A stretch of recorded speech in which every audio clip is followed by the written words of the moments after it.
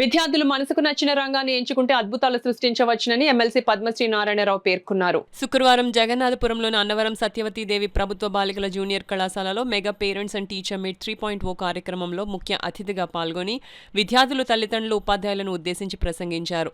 కళాశాల విద్యా భవిష్యత్తు నిర్మాణంలో కీలక పాత్ర పోషిస్తుందని ఆమె స్పష్టం చేశారు. ఒక విద్యార్థి ఏ రంగంలో విజయవంతం కావాలో నిర్ణయించేది అతడి స్వీయ ఆసక్తి, కళలు, వ్యక్తిత్వం, ఆత్మవిశ్వాసమని, వాటిని సాకారం చేయడానికి నైపుణ్యాలు, సాంకేతిక పరిజ్ఞానం, మార్గదర్శనం తప్పనిసరిగా అవసరమని పేర్కొన్నారు. కార్యక్రమానికి కళాశాల ప్రిన్సిపల్ చెక్క మూర్తిరాజు అధ్యక్షత వహించారు. ఉపాధ్యాయులు ధనకృష్ణారావు, బీబీ, సౌజన్య, కృష్ణమనాయుడు, సుబ్బారావు మరియు ఇతర అధ్యాపక, అధ్యాపకేతర సిబ్బంది పాల్గొన్నారు.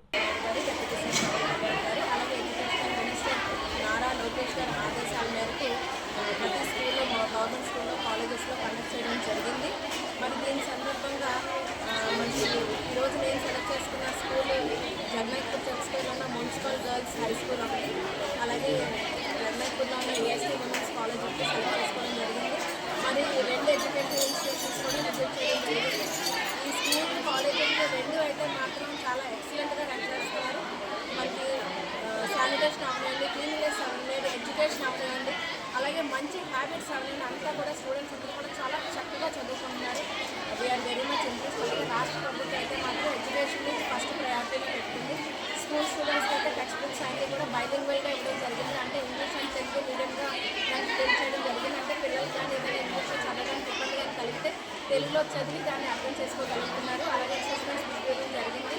School uniform, bag, shoes, socks అన్నీ కూడా, అంటే వాట్ ఎవర్ నెసెసిటీస్ ఉన్నాయి కూడా అన్నీ కూడా స్కూల్ స్టూడెంట్స్ ఇవ్వడం జరుగుతుంది. అలాగే కాలేజెస్ వరకు వచ్చినప్పటికైతే పిల్లలకి రీసెంట్గా కెరీర్ గైడెన్స్ ప్రోగ్రామ్ అనేది కూడా లాంచ్ చేయడం జరిగింది. అంటే వీళ్ళు రెగ్యులర్ స్టడీస్తో పాటుని ఈ ఆబ్జెక్టివ్ టైప్ కూడా బిగినింగ్ నుంచే కూడా వీళ్ళు ఆన్సర్ చేసుకుంటూ వెళ్తే వీళ్ళకి రాబోయే రోజుల్లో కాంపిటేటివ్ ఎగ్జామ్స్ కూడా చాలా ఈజీగా వీళ్ళు ఫేస్ చేయగలుగుతారని చెప్పేసి రాష్ట్ర ప్రభుత్వం ఈ స్టెప్ తీసుకోవడం జరిగింది. అలాగే ఈ స్కూల్ అవనివ్వండి, కాలేజెస్ అవనివ్వండి, ఇక్కడంతా మేనేజ్మెంట్ అంతా కూడా చాలా చక్కగా పనిచేస్తున్నారు. ఇదైతే నాకైతే మాత్రం అనిపించింది, దేశంలో మొట్టమొదటిసారిగా మన ఏపీ రాష్ట్ర ప్రభుత్వం ఇనిషియేటివ్ తీసుకొచ్చి పేరెంట్స్, పిల్లలకి అలాగే టీచర్స్కి అనుసంధానం చేసి పేరెంట్స్ టీచర్తో కండక్ట్ చేయడం. దీని ద్వారా పిల్లలకి ఏదైతే లోటుపాట్లు ఏవైతే ఉన్నాయో అవి తెలియజేస్తారు. అలాగే పేరెంట్స్ పిల్లల విషయాలు అవనివ్వండి, లేదంటే ఎడ్యుకేషన్ విషయాలు అవనివ్వండి, ఏదైనా సమస్యలు ఎదుర్కొంటే అవి పేరెంట్స్తోని, టీచర్స్తోని, అలాగే మేనేజ్మెంట్తోని అందరితో కూడా డిస్కస్ చేసి వీటిలో ఒక సొల్యూషన్ తీసుకోవడానికి పనిచేయడం జరిగింది ఈరోజు. సో పిల్లలు 54 మెంబర్స్తో మనకి ఎన్సీసీ యూనిట్ కూడా మనకి పర్మనెంట్ ఎన్సీసీ యూనిట్ కూడా వచ్చింది.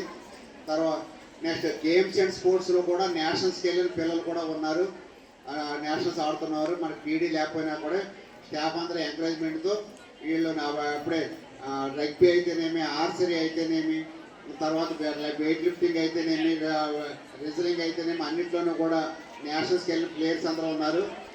అట్లా నెక్స్ట్ టాప్ మార్క్స్ వచ్చిన వాళ్ళందరికీ అందరూ కూడా పిల్లలందరూ కూడా ఉన్నారు. కాబట్టి వాళ్ళందరినీ ఉద్దేశించి మేడం గారి పెద్ద పాప ఇంటర్మీడియట్ పూర్తి చేసి మెడిసిన్ చదువుతుంది. అలాగే రెండో పాప కూడా ఇంటర్మీడియట్ చదువుతుంది. తల్లి మీ దగ్గరికి వచ్చి మీకు ఆశీస్సు ఇవ్వడానికి వచ్చారు. నెక్స్ట్ కానీ ఏంటంటే మనం ఇక్కడ ఎందుకంటే ఎక్కడెక్కడి నుంచో పేరెంట్స్ రావాలి కాబట్టి వాళ్ళు ఎవరు వచ్చే అవకాశం ఉండదని చెప్పి ఏ పెద్దలను కూడా పిలవలేదు. అయినప్పటికీ కూడా మిమ్మల్ని అందరినీ ఆశీర్వదించాలని మంచి మనసుతో ఒక తల్లిలా మీ దగ్గరికి వచ్చారు. వారిని మిమ్మల్ని అందరినీ ఉద్దేశించి చక్కటి ఆశీస్సులు ఇవ్వాల్సిందిగా మేడం గారిని రిక్వెస్ట్